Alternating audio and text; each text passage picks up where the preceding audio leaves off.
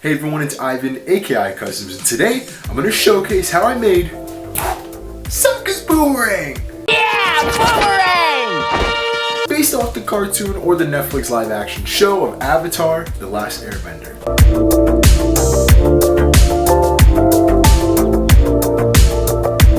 Unfortunately, your boy did lose some footage. Aww, Boomerang!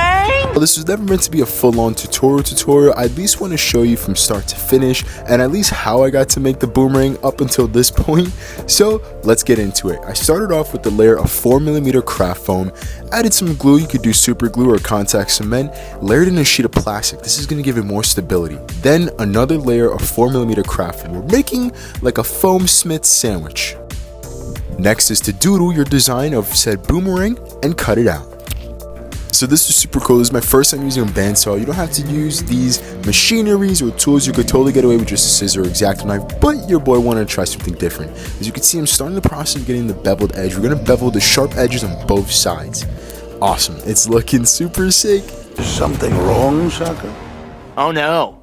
Han's out there on the top secret mission while I'm here sharpening my boomerang. Everything's fine.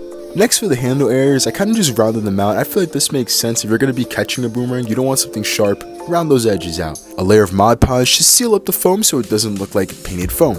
Added a layer of gray primer to lock everything in, and now we can begin the painting process. Get the gray primer curing up in here. We're going to go hit this with a gloss black. Quick little tip when you're working with spray paints, you want to go ahead and run this on the warm water, especially when it's cold outside, to get a nice, even, clean, smooth finish on it. Let's get it.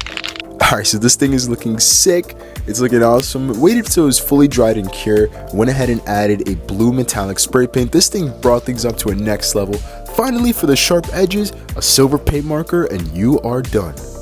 Look at it, look at it. That's it. With a few simple steps, few DIY tips and tricks, you could go and defend your water tribe with your trusty boomerang. I'm really happy with the paint job that I was able to get on this thing. It looks really cool. And always remember, drink cactus juice, it'll quench ya. That's my amazingly accurate Sokka impression. Water tribe. Just a guy with a boomerang. I didn't ask for all this flying and magic.